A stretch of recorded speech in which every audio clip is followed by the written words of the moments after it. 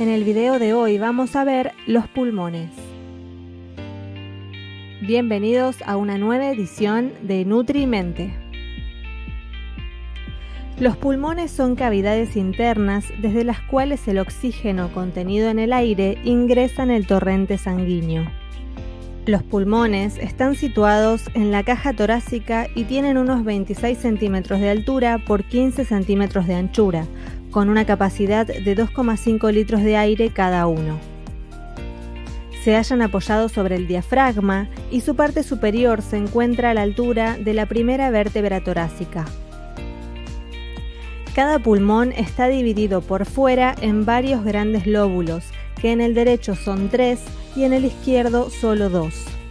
Ello es debido a que el corazón se encuentra junto al pulmón izquierdo y le quita parte del espacio. En la zona de entrada de los bronquios penetran también en el pulmón los vasos sanguíneos, los vasos linfáticos y los nervios. La arteria pulmonar lleva la sangre que precisa ser oxigenada, mientras que las venas pulmonares se llevan hacia el corazón la sangre lista para su uso, para que sea utilizada por todo el cuerpo. Con ello se completa la circulación pulmonar o menor, de la que hablaremos en la serie del sistema circulatorio. Además, el pulmón recibe otro vaso sanguíneo, la arteria bronquial, que es una rama de la arteria aorta y sirve para alimentar el tejido pulmonar. Cada pulmón está envuelto por una capa de tejido conjuntivo que lo protege, llamada pleura, formada a su vez por 2 capas. Una de ellas entra en contacto directo con el pulmón, la pleura visceral, mientras que la otra recubre las paredes del tórax, la pleura parietal. Entre ellas hay una pequeña cavidad que encierra el líquido pleural. Esta estructura es muy apropiada para que el pulmón pueda expandirse y comprimirse sin ningún rozamiento. Hasta aquí vimos la estructura externa de los pulmones. Ahora vamos a pasar a ver su estructura interna. Dentro de los pulmones, los 2 bronquios principales, que han surgido de la división de la tráquea, se van dividiendo en bronquios más pequeños. Estos también se subdividen y dan lugar a los bronquíolos, que tienen 1 milímetro de diámetro y penetran en el interior del pulmón. Este conjunto de conductos tiene forma de árbol invertido, por lo que recibe el nombre de árbol bronquial. El bronquio derecho es más amplio y mucho más corto que el izquierdo. Al introducirse en el hilio pulmonar, cada bronquio principal se divide en los bronquios lobares o bronquios secundarios. Como vimos antes, el pulmón izquierdo está dividido en 2 lóbulos, mientras que el derecho lo está en 3. Por consiguiente, el bronquio derecho se divide en 3 ramas bronquiales lobares y el izquierdo en 2, una rama para cada lóbulo. El pulmón izquierdo, a su vez, está subdividido en 8 segmentos broncopulmonares y el pulmón derecho en 10 de estos segmentos. En consecuencia, en el pulmón derecho, los bronquios lobares dan origen a 10 bronquios segmentarios o bronquios terciarios. Los bronquios lobares del pulmón izquierdo dan origen a 8 bronquios segmentarios. Un bronquio segmentario y el parénquima pulmonar que depende de él constituyen un segmento broncopulmonar. La importancia del segmento broncopulmonar en el pulmón humano se torna evidente cuando se considera la necesidad de una extirpación quirúrgica, que puede estar indicada en algunas enfermedades. Los segmentos, cada uno con su irrigación sanguínea y sus tabiques de tejido conjuntivo propios, son subunidades convenientes que facilitan el procedimiento quirúrgico. Los segmentos broncopulmonares se subdividen a su vez en lobulillos pulmonares. A cada lobulillo le llega un bronquíolo. Los acinos pulmonares son unidades estructurales más pequeñas que forman los lobulillos. Cada acino consiste en un bronquíolo terminal y los bronquíolos respiratorios y alvéolos que reciben aire de él. Así, la unidad funcional más pequeña de la estructura pulmonar es la unidad bronquiolar respiratoria, que consiste en un solo bronquíolo respiratorio y los alvéolos a los que envía aire. Los bronquíolos respiratorios forman una zona de transición en el sistema respiratorio y participan tanto en la conducción del aire como en el intercambio gaseoso. Tienen un diámetro reducido y están tapizados por un epitelio simple cúbico. La pared del bronquíolo respiratorio tiene evaginaciones de paredes delgadas, los alvéolos, que están diseminadas en toda su longitud.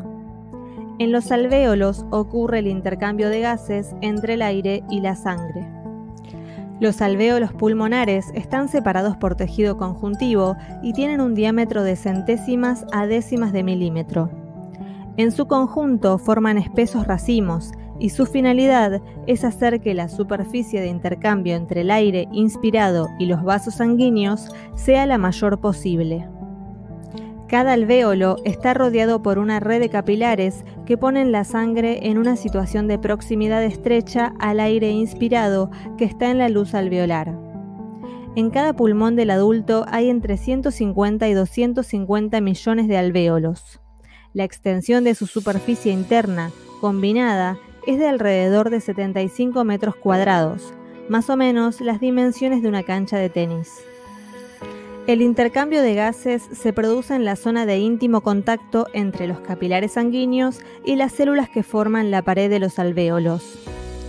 El oxígeno que ha entrado en los pulmones atraviesa las membranas celulares y pasa de la cavidad del alvéolo a la sangre, donde la hemoglobina, que no tiene unida ninguna molécula de oxígeno, se apresura a capturar una.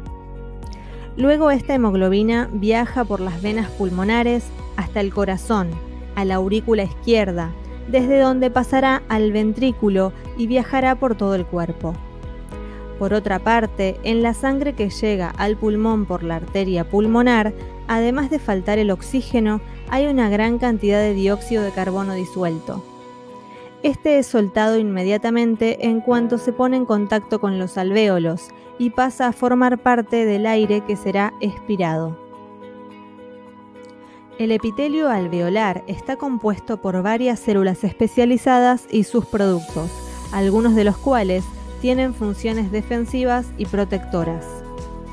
Las células alveolares tipo 1, también conocidas como neumocitos tipo 1, corresponden a solo el 40% del total de las células del revestimiento alveolar. Son células pavimentosas o planas muy delgadas que revisten la mayor parte, el 95%, de la superficie de los alvéolos. Estas células están unidas entre sí y a las otras células del epitelio alveolar por uniones ocluyentes. Las uniones forman una barrera eficaz entre el espacio aéreo y los componentes de la pared septal. Las células alveolares tipo 1 no son capaces de dividirse. Por otra parte, las células alveolares tipo 2, también denominadas neumocitos tipo 2 o células de los tabiques, son células secretoras. Estas células cúbicas están dispersas entre las células tipo 1, pero tienen la tendencia a congregarse en las uniones septales. Las células tipo 2 constituyen el 60% de las células del revestimiento alveolar, pero a causa de su forma diferente, solo cubren alrededor del 5% de la superficie alveolar. Producen una gran cantidad de una mezcla de fosfolípidos, lípidos neutros y proteínas que se secreta por exocitosis para formar una cubierta alveolar del agente tensioactivo conocido como surfactante, que disminuye la tensión superficial alveolar y participa activamente en la eliminación del material extraño. Además de secretar el agente tensioactivo, las células alveolares tipo 2 son las progenitoras de las células alveolares tipo 1.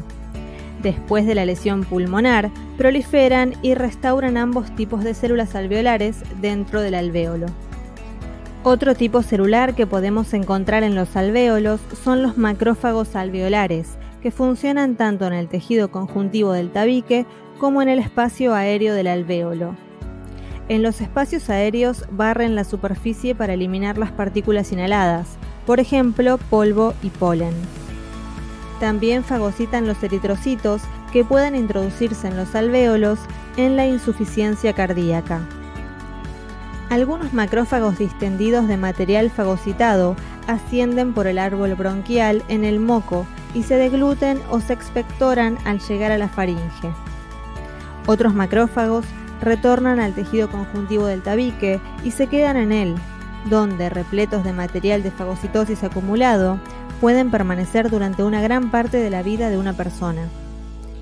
Así, en la autopsia, los pulmones de los habitantes de las ciudades y los pulmones de los fumadores suelen exhibir muchos macrófagos alveolares y septales repletos de partículas de carbón, pigmento antracótico y partículas aciculares birrefringentes de sílice. En el próximo video vamos a ver el proceso de la ventilación pulmonar. Si este video te gustó, por favor dale like y también te invito a compartirlo y a suscribirte al canal para tener a mano mucha más información. Si querés apoyar al canal y tener acceso a más contenido, además de los videos de YouTube, te dejo diferentes opciones en la descripción de este video. Te invito a seguir aprendiendo, porque lo que sabes influencia tu destino.